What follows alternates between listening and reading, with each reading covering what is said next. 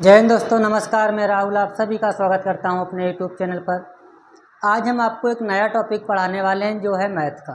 ठीक है, जैसा कि आप लोग पीछे देख रहे होंगे, बैनर में लगा भी है कि बैंकिंग से संबंधित तैयारी आप लोग करते होंगे। क्या होता है, इससे पहले हमने आपको एक वीडियो बना करके बताया था कि जो बैंक से संबंधित वैकेंसीज होती हैं उसका कैलेंडर जारी हो जाता है कुछ समय पहले। ठीक है, तो कुछ समय पहले जारी हुआ, उसके बारे में हमने आपको बताया कि ग्रामीण बैंक की जो भर्ती है उसका एग्ज़ाम जुलाई अगस्त में होने वाला है।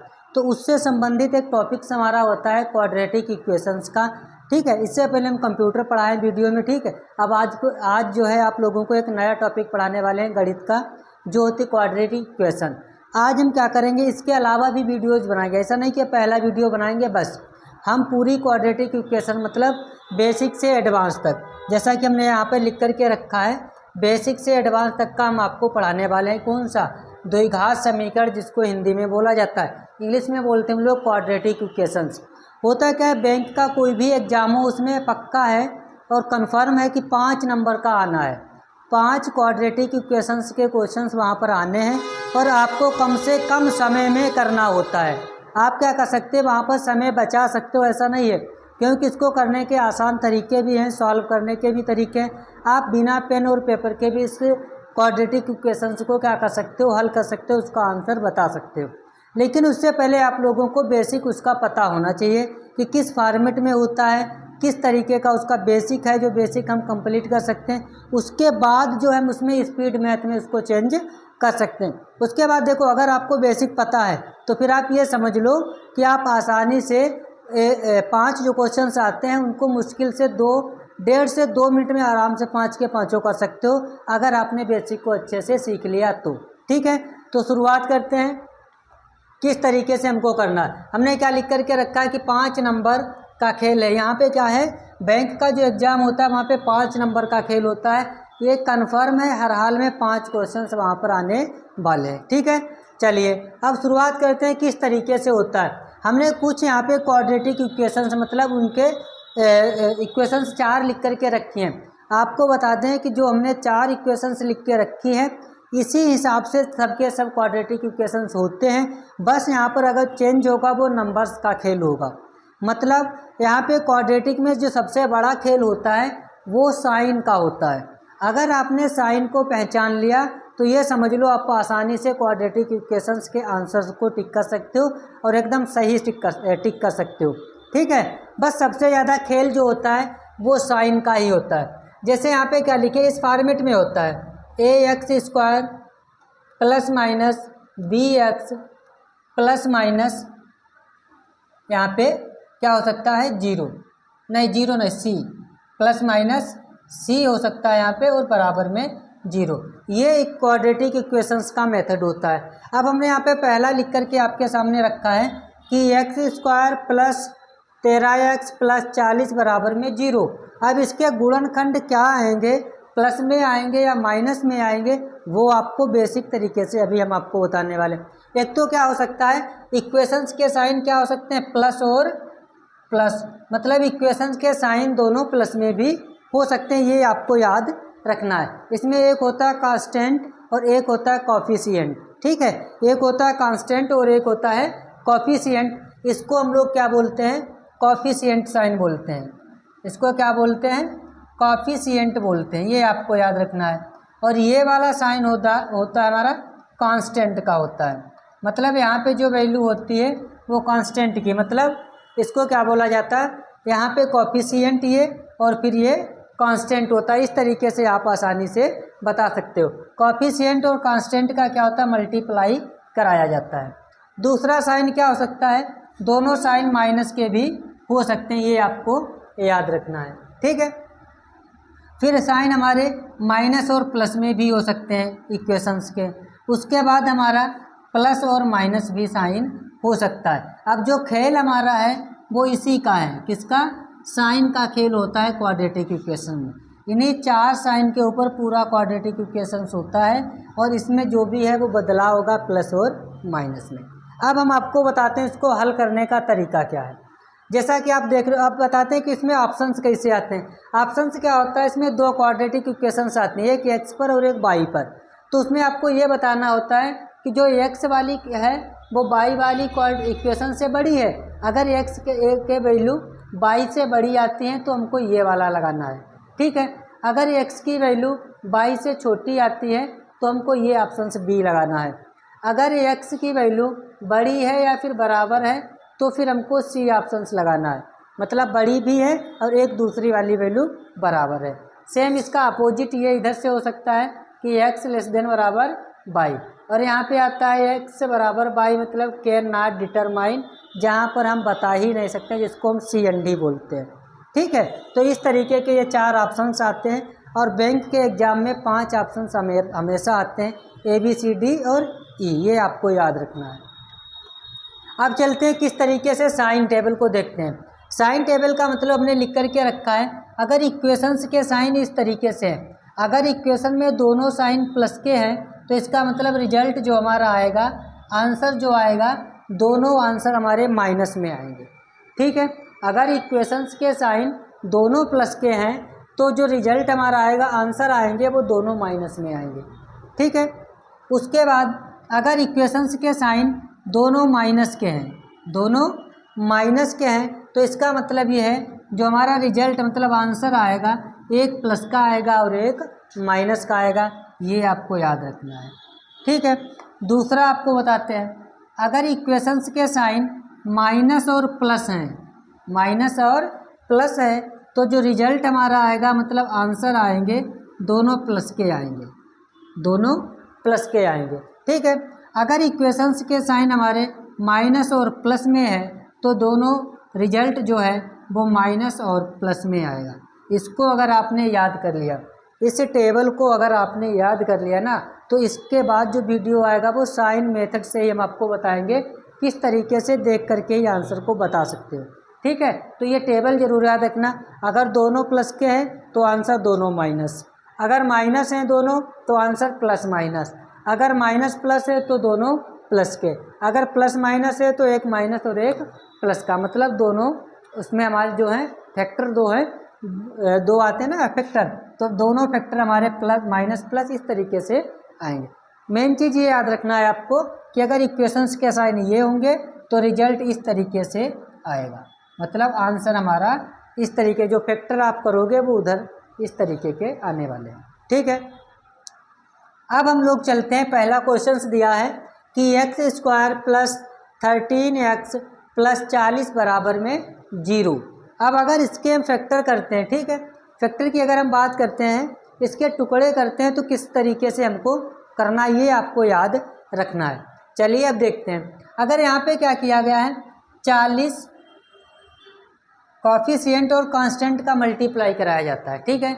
अब यहाँ पे 40 से x² आएगा, तो हम बेसिक तरीके से पहले देखते हैं कि बेसिक तरीके से किस तरीके से कर सकते हैं। बाकी तरीका बहुत है, बिना देखे बता सकते हो, जैसे अभी हमने बताया दोनों प्लस के हैं तो इसका मतलब माइनस के, इसका मतलब आंसर हमारा माइनस में आएगा।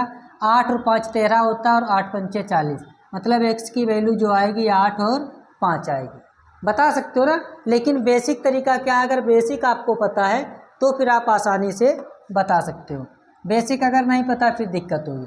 अब इसके टुकड़े करते हैं, जैसे x² प्लस, अब यहाँ पे प्लस का 13 चाहिए तो 8x प्लस 5x, 8 पंचे 40 और 8 5 13 और प्लस में 40 बराबर में 0। अब इसके टुकड़े करते हैं, यहाँ पे अगर हम x को कॉमन ले लेते हैं तो क्या बच जाएगा, यहाँ पे x प्लस 8 बच जाएगा। यहाँ पे प्लस का 5 अगर कॉमन ले लेते हैं तो यहाँ पे फिर क्या बच जाएगा, x प्लस 8 बचेगा और बराबर में 0, ठीक है। फिर उसके बाद यहाँ पे क्या लिखेंगे, x प्लस 8 और फिर एक जो कॉमन लिया था x प्लस 5 और बराबर में 0। अब ये दो फैक्टर हमारे आए, x प्लस 8 और x प्लस 5, इसको अगर हम सही करते हैं क्या आएगा, x प्लस 8 बराबर में 0, ठीक है। फिर दूसरा आएगा x प्लस 5 और बराबर में 0, ठीक है। अब इसको अगर हम देखेंगे, x इधर प्लस का है तो उधर जाएगा माइनस का 8 हो जाएगा, कितना हो जाएगा, माइनस का 8। एक वैल्यू हमारी x की आई -8, दूसरी इधर इस तरीके से x इधर प्लस का उधर जाएगा तो -5 और एक वैल्यू हमारी आ गई एक्स बराबर में 5। तो इस तरीके से हम बेसिक तरीका है जो हम आसानी से कर सकते हैं। मतलब एक्स के दो फैक्टर हमारे आए, एक आया है एक्स बराबर -8 और एक आया है एक्स बराबर -5। ठीक है, अगर आपको बेसिक पता है तो फिर आप आसानी से कर सकते हो। जैसे अभी हमने आपको बताया था, अगर दोनों साइन प्लस के हैं, दोनों साइन प्लस के हैं तो आंसर हमारा किस में आएगा? माइनस में आएगा। जो कि अभी हमने आपके सामने टुकड़े किए, इसके फैक्टर किए, आपको पता चल गया दोनों माइनस के, -8 और -5, ये एक्स की वैल्यू आई। ठीक है, -5 और -8। ठीक है, अब दूसरा क्वेश्चन देखते हैं इसी तरीके से। दूसरा हमारा दिया गया दोनों माइनस के हैं। अभी क्या था, दोनों प्लस के थे, अब क्या है, दोनों हमारे माइनस के हैं। तब हमको किस तरीके से टुकड़े करने हैं ये आपको बताना है। ठीक है, अब आगे देखते हैं। जैसे यहाँ पे क्या लिखा है, अब इसके टुकड़े करते हैं 9 सते 63 और माइनस का 2 चाहिए हमको। ऐसे टुकड़े करो 63 के कि माइनस का 2 बचने चाहिए जोड़ने घटाने पर। तो यहाँ पे क्या आना चाहिए, अब देखो करते हैं। तो x² क्या करेंगे, 9x माइनस का 9x प्लस का 7x माइनस का 63 बराबर में 0। इस तरीके से हम कर सकते हैं। 9 सते 63 होता है, ठीक है, और 9 से 7 जाएंगे तो 2 बचेंगे, आखिरी में देखेंगे। अब यहाँ पे क्या करते हैं, x को कॉमन लेते हैं, क्या बचेगा, नहीं x को यहाँ पे कॉमन लेते हैं, तो x यहाँ पे कॉमन लिया तो क्या बचा, x -9। यहाँ पे 7 को कॉमन लिया, यहाँ पे क्या बच जाएगा, x -9 बराबर में 0। ठीक है, अब यहाँ पे क्या लिखेंगे, x -9, एक तो फैक्टर ये आया हमारा, दूसरा है x +7 और बराबर में 0। ठीक है, अब यहाँ पे क्या बचेगा, x -9 बराबर में 0 और यहाँ पे बचेगा x +7 और बराबर में 0। अब इसको अगर हम सही करते हैं तो क्या आएगा, x बराबर -9। ठीक है, और उसके बाद नहीं, माइनस का नहीं, इधर जाएगा तो प्लस का हो जाएगा, याद रखना, उधर जाएगा तो प्लस का हो जाएगा यहाँ पे। ठीक है, फिर दूसरा हमारा आएगा x बराबर -7। तो ये दो फैक्टर हमारे आए, एक आया x का वैल्यू आई 9 और एक वैल्यू आई x की वैल्यू आई -7। अगर 9 से 7 को माइनस कर देंगे तो माइनस के कितना बच जाएगा, 2 बचेगा। ठीक है, तो इस तरीके से टुकड़े हम कर सकते हैं। एक वैल्यू हमारी आ गई x बराबर 9 और एक वैल्यू आ गई x बराबर -7। तो ये दो फैक्टर हमारे आ गए। अब हमने बताया भी था, अगर यहाँ पे देखोगे, हमने बताया था यहाँ पे कि अगर दोनों सिंबल माइनस के हैं तो एक वैल्यू प्लस की आएगी और एक वैल्यू माइनस की आएगी, एक वैल्यू प्लस और एक वैल्यू माइनस, जो कि यहाँ पे हमने अभी फैक्टर किए हैं, उसमें आप देख सकते हो। कहाँ चला गया, ये है यहाँ पे, ये इसमें आप देख सकते हो, प्लस एक वैल्यू प्लस में आई जो ये है, प्लस की वैल्यू ये है और माइनस की वैल्यू ये है। दोनों सिंबल आए तो एक प्लस का एक माइनस का। किस कंडीशन में, अगर इक्वेशंस के साइन दोनों माइनस के हैं तो रिजल्ट हमारा प्लस और माइनस में आएगा, प्लस और माइनस। अगर आपने टुकड़ा करने सीख गए, मतलब फैक्टर करना सीख गए ना, तो फिर काम हो जाएगा। उसके बाद आगे चलते हैं। अब आगे दिया है माइनस और प्लस, सिंबल पर ही ध्यान दें, यहाँ पे दिया है माइनस, यहाँ पे दिया है प्लस। इसका मतलब ये है 21 के ऐसे टुकड़े करो, उन टुकड़ों का माइनस में 10 आना चाहिए। ठीक है, अब यहाँ पे क्या करेंगे, इससे पहले हम बता भी चुके, माइनस और प्लस का मतलब है कि दोनों टुकड़े कैसे आएंगे, प्लस में आएंगे। चलिए शुरुआत करते हैं। अब यहाँ पे अगर देखा जाए तो टुकड़े करोगे तो कितना आएगा, x²। अब यहाँ पे अगर हम देखें क्या आएगा, 7 तियाँ 21 कितना होता है, 7 तियाँ 21 होता है ना, तो 7 और 3 कितने हो गए, 10। 7 तियाँ 21 और 7 3 10 होते हैं। तो अब आसानी से आप बता सकते हो, 3 सते 21 भी कर सकते हो, 3 -7x, ठीक है, और प्लस 21 बराबर में 0। ठीक, 7 3 सते 21 है, 7 तियाँ 21 बात एक है। मल्टीप्लाई दोनों का सेम ही आएगा। जब y की भी वैल्यू दी होती तब थोड़ा सोचते भी, बस हमको फैक्टर निकालना है ना। तो यहाँ पे फैक्टर निकालना, अब यहाँ पे क्या करेंगे, x के टुकड़े कर लिए हमने। अब x को कॉमन लेते हैं, अलग अलग करते हैं। x कॉमन लिया तो यहाँ पे आया 3, यहाँ पे माइनस का 7 कॉमन लिया तो यहाँ पे आया x -3 बराबर में 0। अब यहाँ पे x कॉमन लिया तो यहाँ पे 3 आएगा और यहाँ पे x -7 आएगा और यहाँ पे कितना हो जाएगा 0। ठीक है, तो यहाँ पे दो फैक्टर हमारे आए x के। एक फैक्टर है x -3 बराबर 0 और यहाँ पे x -7 बराबर में 0। अब इसको सही करेंगे तो यहाँ माइनस का है तो उधर जाएगा, प्लस का हो जाएगा, प्लस के 3 प्लस लिखते फिर बाद में सही कर लेंगे। x बराबर प्लस का 3, दूसरी वैल्यू आई x बराबर प्लस के 7। 7 और 3 कितने होते हैं, 10 होते हैं।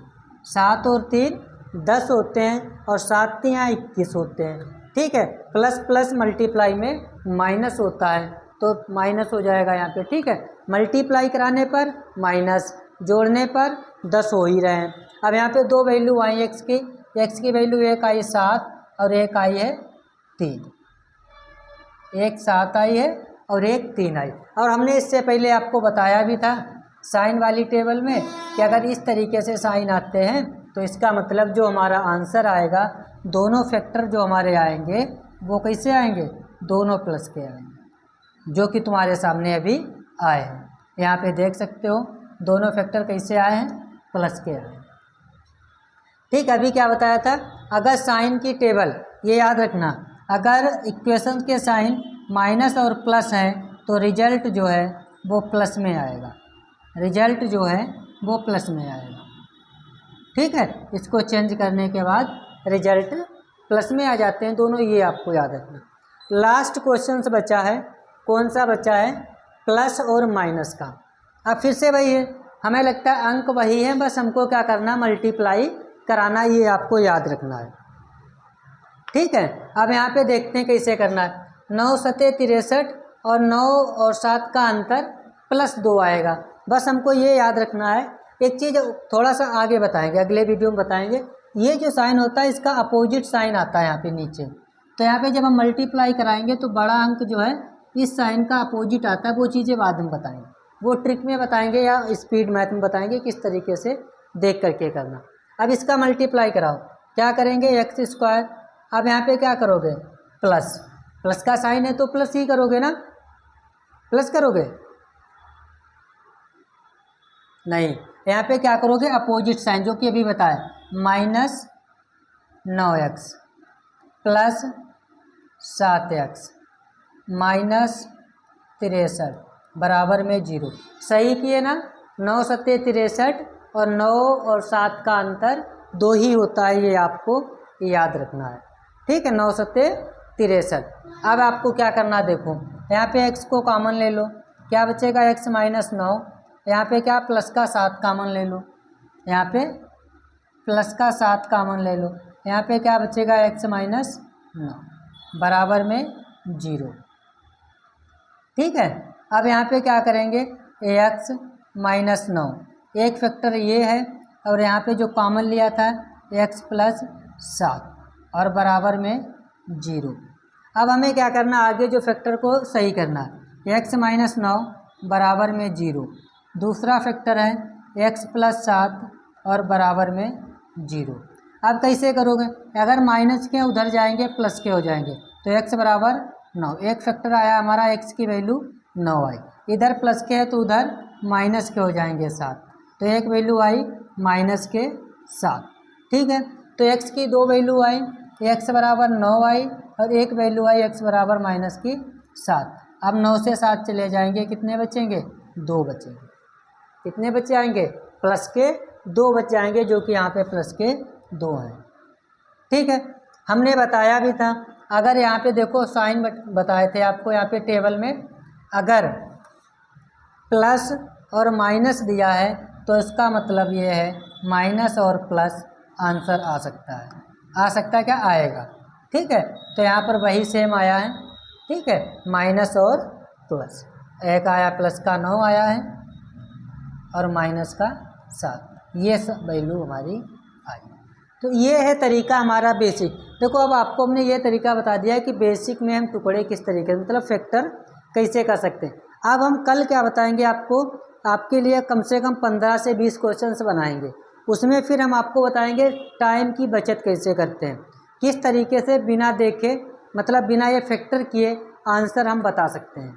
ये इतना करने की ज़रूरत नहीं है, आप आसानी से ऐसे ही बता सकते हो बिना फैक्टर किए हुए कौन कितना आंसर आएगा, एक्स की वैल्यू बड़ी होगी या छोटी होगी, वो उस तरीके से पूरी तरीके से हम क्या करेंगे, एक्स और वाई दोनों को इक्वेशंस बनाएंगे और उन इक्वेशंस में अंतर भी बताएंगे, एक्स बड़ी है या वाई बड़ी है। ठीक है, बेसिक से मतलब बिल्कुल ये शुरुआत से था। अभी यहाँ कॉफिशिएंट और कांस्टेंट ये सब मल्टीप्लाई भाग और किस तरीके से करके करना है वो चीज़ें हम आपको बताएं। ठीक है, तो सभी लोगों को अगर वीडियो अच्छा लगा हो तो चैनल को सब्सक्राइब कर लो।